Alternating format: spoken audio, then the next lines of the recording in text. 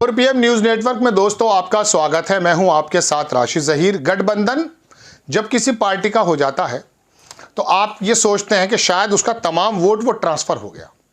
जैसा कि जयंत चौधरी के बारे में कहा जा रहा था कि जयंत चौधरी के तमाम जाट समुदाय जो वोट जिससे वो ताल्लुक़ रखते हैं एनडीए में, हालांकि उनकी अभी आधिकारिक पुष्टि नहीं हुई है, इधर भी आ सकते हैं। अगर प्रधानमंत्री जी से 27 तारीख में नहीं मिलवाया गया तो यकीन मानिए ये जो जयंत चौधरी हैं ये पलटकर इधर भी आ सकते हैं। लेकिन मैं आपको बताने ये नहीं आया हूँ कि इनकी कौन सी किसकी पलटी कहाँ होने जा रही है। ये तो अपना मुफाद, अपना पर्सनल फ़ायदा और अपनी पार्टी का फ़ायदा और किस तरह से ज़्यादा बंदर बाट हो, इस प्रकार की जुगत लड़ाते हैं। देश की बात तो बहुत बाद में आती है। देश के बारे में, लोकतंत्र के बारे में तो आपके सामने एक मुखौटा रखा जाता है। दरअसल हकीकत बात यह है कि इन लोगों को अपनी पार्टी, अपने कार्यकर्ता और अपने राजकाज से मतलब है। अब उसमें आपके जैसे लोग, हम जैसे लोग कुछ जज्बाती होकर के नारे भी लगा देते हैं। कुछ लोग वोटर के रूप में फंस जाते हैं। कभी धर्म का तड़का लगा दिया जाता है, कभी जातियों का तड़का लगा दिया जाता है, कभी कुछ मुद्दे आ जाते हैं। जैसे आपको याद होगा महाराष्ट्र से एक बूढ़े आए थे, लोकपाल को लेकर के बर्बाद करके चले गए सरकार को और उसके बाद गायब है 10 बरस से। तो ये एक किसान आंदोलन चल रहा है जैसे, ठीक उसी समय आया। हालांकि दिक्कत तो थी और इसी वक्त चोट मारनी थी, लेकिन ये भी आरोप लगता कि साहब इनको किसी ने, मैं बहुत क्लियर बात बता रहा हूँ, ऐसा भी संभव है ये आंदोलन अचानक क्यों आ गए, या ये इधर जो संयुक्त मोर्चा था दूसरा वाला जो कि पंजाब से अलग है, वो भी उन्होंने समर्थन दे दिया। वो पहले आ नहीं रहे थे, उनमें से भी कुछ लोग भारत सरकार के लोग बताए जाते थे। आंदोलन को तेज़ी देना, आंदोलन को रोकना, ये इनका पता नहीं कौन चलाता है। आपको दरअसल मुझे इतनी ज़्यादा खबरें नहीं है कि बैकडोर बात क्या चल रही है। इनकी कैंटीन जो संसद है, वहाँ की कैंटीन में कैसे ठट्टे उड़ाते हैं और बेवकूफ़ बनते हैं आप और हम। तो हमारा आपका दोनों का फ़र्ज़ बनता है ना कि विचार विमर्श करें। अगर ये अपनी पार्टी, अपने दलों को और अपने राजकाज को बंदर बाट पे लगते हैं तो आपका मेरा फ़र्ज़ बनता है कि एक वोट को हम इस तरह से इस्तेमाल करें कि जो लोग इस तरह की बंदर बाट में शामिल हैं उनको दरकिनार करके, जो अपने देश के हितों में अगर कोई है, मुश्किल से है वैसे तो, अगर कोई है तो उसको आगे बढ़ाया जाए। या कोई है अपने मफाद के साथ है लेकिन फ़िलहाल हमारा काम तो कर रहा है, अपना काम ले, फिर उसे हटा के दूसरा बंदा ले आए, ये हमारी वोट का काम होता है। लेकिन फिर भी बड़े बड़े नेताओं के इधर से उधर होने में आप ये मत समझिए कि वोट ट्रांसफ़र हो जाता है। वोट जो है वो, अपना वोट जो है ना, कार्यकर्ताओं नो डाउट थोड़ा सा इन्फ्लुएंस हो जाता है। 400 सीटों का जो नारा लगा दिया, हिंदू मुस्लिम 22 जनवरी, तमाम इन चीज़ों से इन्फ्लुएंस तो होता है, चूँकि हमारी और आपकी समझ कम है।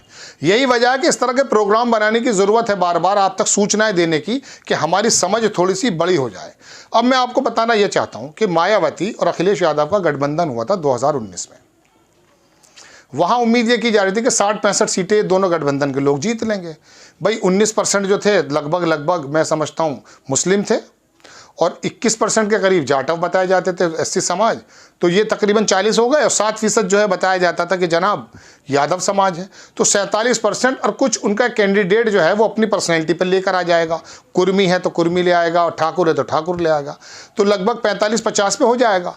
लेकिन वो भारतीय जनता पार्टी ने तमाम समीकरणों को धता बताते हुए, पुलवामा का मामला होते हुए, हिंदू मुस्लिम की खाई को बड़ा करते हुए ऐसे आरोप लगते हैं 50% वोट 49.9, और कुर्मी जो वो पटेल हैं, अनुप्रिया पटेल, उनका भी 2.5% था।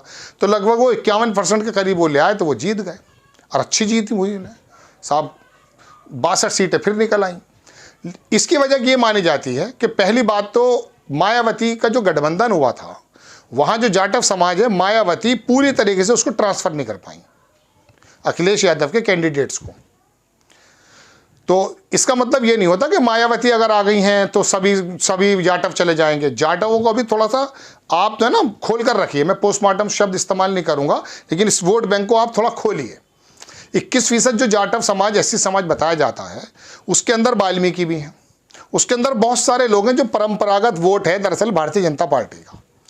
भारतीय बहुजन समाज पार्टी, मायावती जी का जो वोट है जाटव समाज, उसमें तो 11-12% ही हैं वो सिर्फ जाटव। बाकी तमाम जो है ना ये वोट जो 8-9% बचता है, ये भारतीय जनता पार्टी का धार्मिक वोट है, ऐसा कहा जाता है।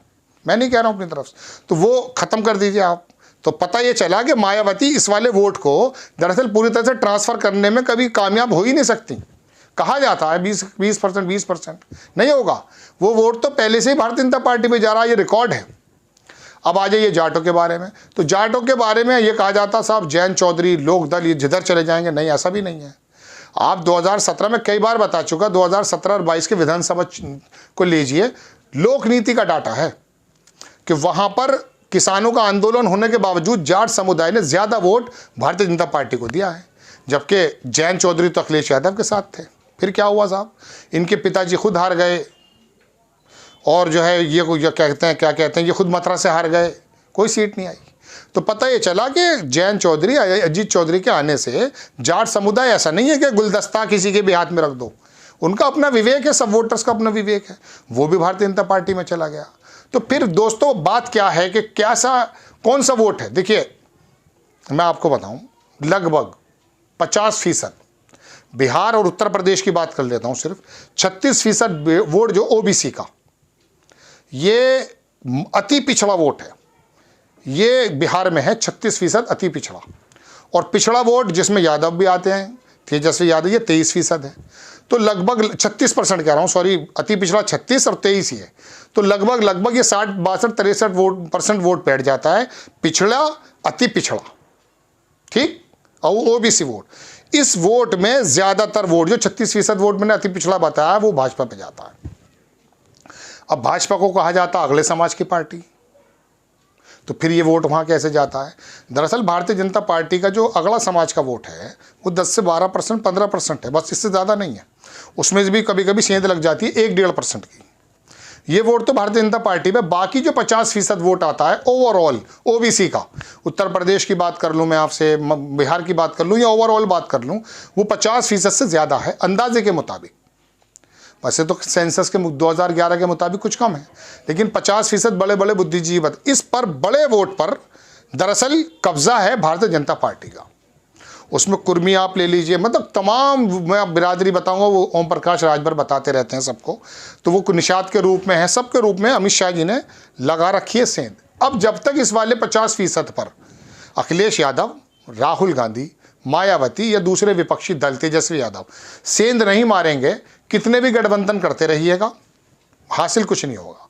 ये 50% वोट ओवरऑल उत्तर प्रदेश में भाजपा को मिला और बाकी जगह 37% मिला, जबकि तो 15% है। इनको 37% क्यों मिल गया? वजह उसकी ये, कहीं इन्होंने दलों से और कहीं लोगों के अंदर धार्मिक, अभी देखिए उत्तर प्रदेश में कांवड़ निकलता है, एक अजीब व गरीब हंगामा होता है, लोग उनके ऊपर फूल फेंके जाते हैं सरकार के पैसे से, डीजे बजाया जाता है, कहीं डीजे बजाए किसी शादी में तो पुलिस प्रशासन आकर के मस्जिदों के और मंदिरों के वो भी उतार रहे हैं, वैसे तो लाउड स्पीकर। वहाँ पे एक महीना इतना ज़्यादा शोरगुल होता कि डीजे की धमक ज़मीन से निकलकर लोगों के घरों में जाती, हार्ट पेशेंट को दिक्कत है, लेकिन उनका सम्मान किया जाता है। अरे क्या मैं उनके बारे में कोई गलत शब्द इस्तेमाल नहीं कर सकता, वरना मालूम है आपको देश के हालात क्या हैं, कोई आएगा निकल करके अंधभक्त मुकदमा करने की कोशिश करेगा। तो उस समाज को जो प्रेरित कर रखा है किसी भी चीज़ से, कोई कहता है शराब से, कोई कहता है 5 किलो राशन से, कोई कहता है नशे की चीज़ों से, कोई कहता है कि धार्मिक पशु बना दिया गया है।